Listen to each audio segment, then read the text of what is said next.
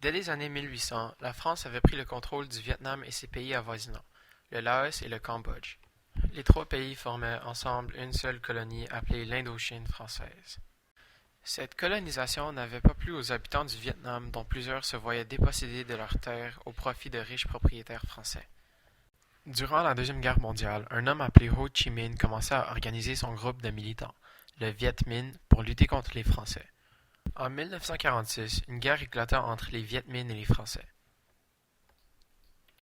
Harry S. Truman, président des États-Unis, aida les Français dans la guerre, car Ho Chi Minh était communiste, c'est-à-dire de la même idéologie que l'Union soviétique, qui étaient les opposants des États-Unis durant la guerre froide. La France perdit le nord du Vietnam au groupe militant, ce qui a mené au traité de 1954, séparant le pays en deux, le nord communiste et le sud anticommuniste. Le gouvernement du Sud n'était pas très populaire avec le peuple, ce qui a amené à une éventuelle révolte appuyée par le Nord. Les États-Unis, quant à eux, aidaient le gouvernement du Sud avec de l'argent et des conseillers. Cependant, les choses éclatèrent en 1964 lorsque des bateaux nord-vietnamiens torpillèrent un bateau américain en patrouille. Cet événement a été révélé plus tard comme un événement inventé par le gouvernement américain pour trouver un prétexte à la guerre. Le président Lyndon B. Johnson fit passer la résolution du golfe de Tonkin à travers le Congrès, ce qui a marqué le début de l'implication directe de forces armées au Vietnam.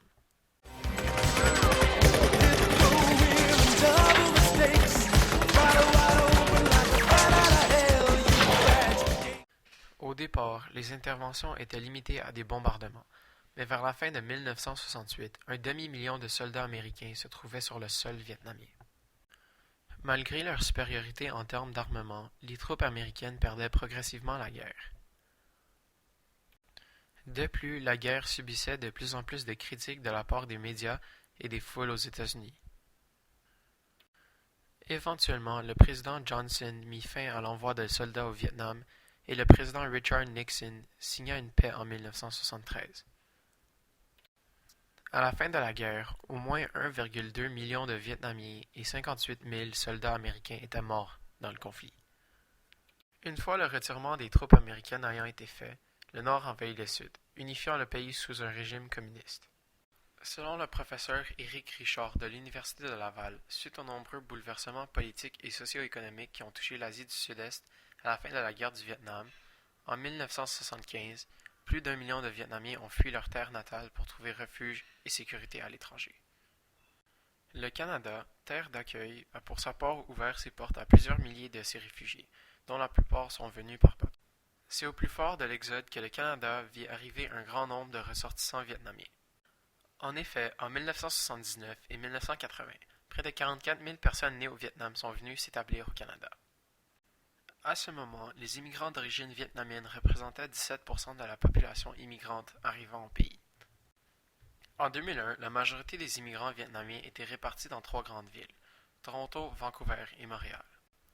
Au Québec, 90% des immigrants vietnamiens se retrouvent à Montréal. Alors bonjour, ici Mindouy Nguyen avec ma mère. Madame Bui. Alors maintenant passons aux questions. En quelle année êtes-vous arrivé au Canada? Je suis arrivée au Canada en 1975. Alors cela fait combien d'années déjà? Ça va faire 39 ans. Pourquoi avez-vous décidé de quitter votre pays? J'ai quitté mon pays à cause de la guerre. Donc, il y avait le nord et le sud, le communiste et le capitaliste. Et nous, on vient du sud et le sud a perdu. Alors, c'est pour ça on était forcés de partir. Pouvez-vous nous expliquer le processus d'immigration? Était-ce difficile de vous faire admettre au Canada? Quand avez-vous reçu la citoyenneté? Le processus d'immigration, bon, on a été des réfugiés parce que c'était la guerre, donc on était admis sous forme c'est ça, on est rentré ici en forme de réfugiés. Après, à l'époque, c'était 5 ans. Il faut attendre 5 ans avant de devenir citoyenne, avant d'avoir la citoyenneté canadienne. Avez-vous déjà pensé à retourner vivre au Vietnam? Non, pas vraiment. Pourquoi? Je sais pas, parce que ça m'a jamais effleuré l'esprit de revenir au Vietnam et d'y vivre. Au sujet de la langue, était-ce difficile d'apprendre le français, l'anglais, ou les connaissez-vous déjà? Je connaissais le français déjà un petit peu, j'avais une petite base. L'anglais, non, Pas du tout. pas du tout. Aujourd'hui, vous sentez-vous davantage canadienne ou vietnamienne? Je dirais moitié-moitié. Je ne pense pas que je suis tout à fait canadienne ni tout à fait vietnamienne. Par rapport à vos habitudes de vie, telles l'alimentation, la langue parlée à la maison, etc., trouvez-vous que vous vivez à la maison plus comme des Canadiens ou des Vietnamiens? Je pense qu'on a des valeurs traditionnelles, plus vietnamiennes. Pour l'alimentation aussi, on est mixte, on mange plutôt vietnamienne et aussi canadienne. Je peux dire que peut-être 70% vietnamienne et 30% canadienne. Trouvez-vous qu'il y a une certaine perte de culture vietnamienne chez vos enfants par rapport à vous-même? Oui, surtout la langue. Mes enfants ne parlent pas vietnamien, ce que je trouve très, très, très désolant. C'est pour moi un échec en tant que parent. Malgré le fait que je leur parle en vietnamien, ils ne sont pas en mesure de me répondre en vietnamien. Et ça, c'est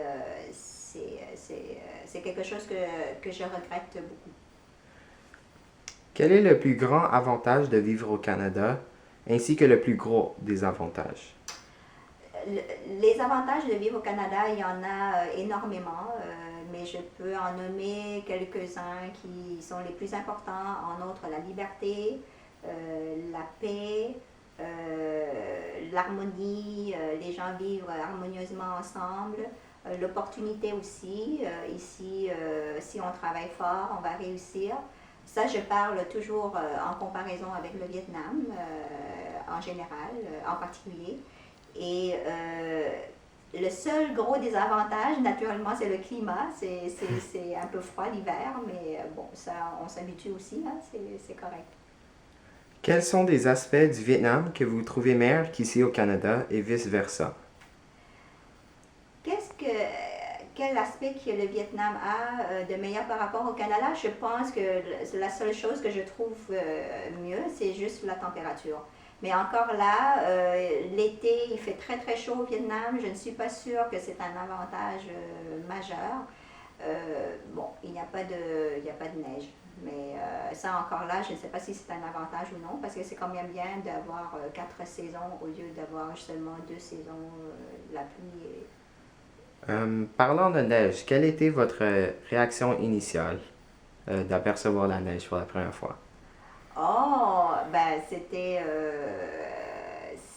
spécial parce que au Vietnam, on trouvait la neige seulement dans le frigo, on ne voyait pas ça comme ça en quantité hein, dans la nature comme ça. Donc c'est sûr que pour moi au début c'était très étrange et en même temps c'est beau, c'est très très très très beau. Et finalement, avez-vous déjà été victime de discrimination à cause de vos origines? Non, je n'ai pas cette impression-là. Bon, quand je suis arrivée et quand j'étais au secondaire jeune, naturellement à l'école, on se fait taquiner de temps à autre. Il y avait peut-être des remarques racistes, un peu, mais je n'ai jamais senti plus tard, même maintenant, en aucune circonstance que je me suis sentie qu'il y avait le racisme ou des trucs comme ça envers moi. Ok, bien, je vous remercie beaucoup, maman. Ah, ben, ça me fait plaisir.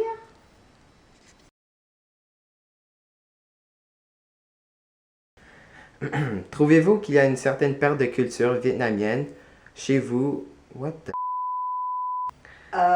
Excuse Oui. me?